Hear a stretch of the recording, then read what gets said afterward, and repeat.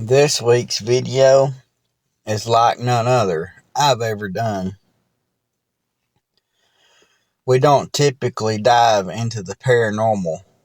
Some folks find it controversial, but history and the paranormal collide head first, making an unforgettable, unbelievable story.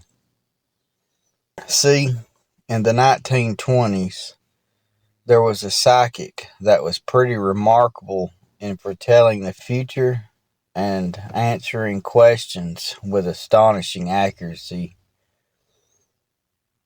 From giving the answer to who would win political roles to who would win a boxing match.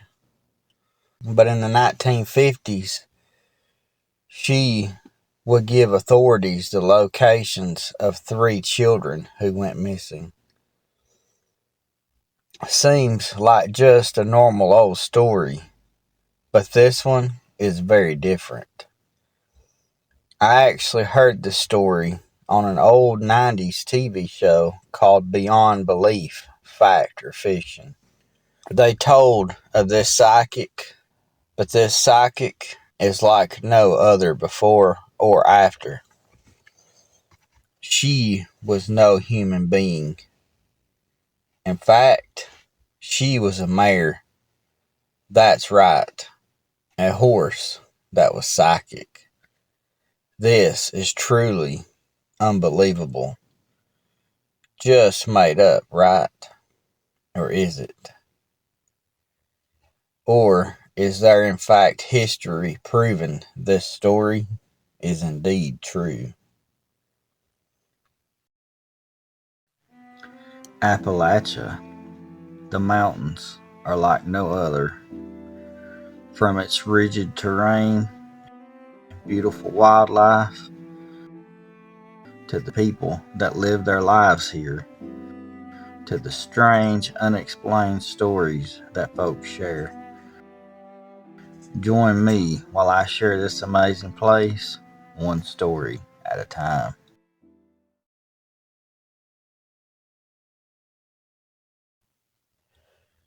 February the 9th, 1924, a lady was born. Claudia Fonda adopted her when she was only a few weeks old. They had to bottle feed her because she was so small. Mrs. Fonda taught the horse to use children's wooden blocks with letters and numbers to create words and phrases to communicate with her. When she grew older, she would build a homemade typewriter so Lady could spell words. It was simple. She put her nose on a letter and it popped up. Once each word was finished, Mrs. Fonda would reset it for the next word. Lady began to answer questions she was asked and getting them right. Of course, she did get some answers wrong. But in 1927, she correctly predicted who would win the Tunney Dempsey boxing match. She even told of the bad earthquake that took place as well. She foresaw the 30 stock market crash and that Truman would beat Dewey in the election. Mighty strange, isn't it? Lady would come to international fame in 1951. January 1951, 4-year-old Danny Matson went out for his daily adventure, but never returned. 4-year-old Danny often explored around the house, spending much time in the woods alone. He was handling the recent divorce of his parents rather rough. He would leave in the morning, roaming the mountains, then return by nightfall, where his mother would wait for him with a hot plate of food in hand. This January morning was like every other morning. Little did anyone know it would change his mother's life forever. 5 o'clock came and went. 6, 7, 8, 9 o'clock. No sign of Danny. In utter panic, his mother called the police, who began searching everywhere. Family, friends, volunteers, even the military was involved, but no results. The boy was just gone.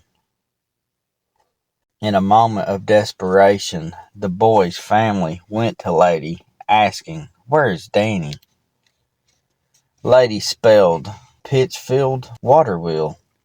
Family returned and gave the police the information, but there were no water wheels in Pittsfield, Massachusetts. The horse must have been mistaken. Well, we'll see. Police Chief William Ferrezzi sat and thought, what is Lady trying to say? Maybe he could figure it out. Then it came to him while he was laying in bed. Surely she's not meaning field and wild water pit, a rock quarry only 4 miles from Danny's house. There's no way it had already been searched. But on a hunch, the chief told District Attorney Dewing what he thought she was in fact trying to say was field and wild water pit. Dewing ordered that the quarry water pond be drained. And lo and behold, at the body lay little Danny Matson.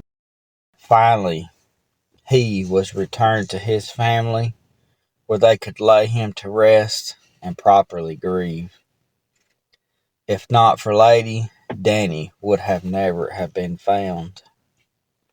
In 1952, Lady would be tested again in finding missing children. December 7th, 1952, 3-year-old Edward Rosenshaw and 6-year-old Jenny Peterson were playing outside as they normally did. Today would end like no other. Come time for dinner, neither child would return home. Frantically, the parents called the police. A huge search was underway. Authorities searched everywhere, drained 1 million gallons of water from 2 different quarries, but not a single thread was found. 24 days this went on. Finally, police had to just wait and hope for a break in the case. Ever so desperate in finding her son Edward, his mother went to Lady and asked, "Where's the children?" Lady told her they were on the banks of the DuPage River. Now just how could a horse know of a river that was just blocks away from Edward's house? It was where the two were last seen. Over the next 2 weeks, the police would search, and finally, the two were found in the frozen river. The two had fallen in as they were playing. Again, Lady would help locate the missing children. In 1927, an expert in extrasensory perception put Lady to the test, trying to prove or disprove her abilities. He found no evidence that Mrs. Fonda was signaling Lady or giving her any answers. He could only explain her knowledge of their answers to questions asked as being telepathically. Strangely, the next year, he did the test over again, and this time he completely changed his answer. He said that Mrs. Fonda was indeed signaling Lady, and she had lost all her abilities. Now, was someone pressuring him into changing his answers? Maybe so. In 1956, Wilburn Christopher, a magician, was very skeptical of Lady. So he disguised himself as John Banks and asked Lady what was his name, to which she replied, Banks. He suspected Mrs. Fonda in signaling Lady the answer. He thought maybe Mrs. Fonda was using the technique called pencil reading. This is where a psychic would watch the writing movement to predict what was written down. So, he told Lady, what number did I write? He made the movement for the number 9, but actually wrote the number 1. Lady indeed spelled out the word 9. He concluded that Mrs. Fonda was indeed giving Lady answers. It seemed that she was using a whip to communicate with Lady. He explained when Lady's answers were wrong, it was because of Mrs. Fonda not knowing the answers. There were skeptics of Lady, but really, how could she ever know the answers she did get right? The location of the children were unknown to the public. There will always be skeptics trying to disprove, and believers as well. To me, the evidence that she was right on is rather interesting. Either way, Lady was amazing. But sadly, March the 15th, 1957, Lady passed at the age of 33 of a heart attack. She was laid to rest in the Henrico County, Virginia Pet Memorial Park. There will never again be another wonder like Lady Wonder. Did Lady actually lead the police to find the children using psychic abilities? Did Mrs. Fonda give Lady all the answers? The answers to these questions, we may never truly know the answers. Now you'll have to make your own decision about Lady's abilities. Myself, I think the Lord works in mysterious ways, and Lady was one of those ways.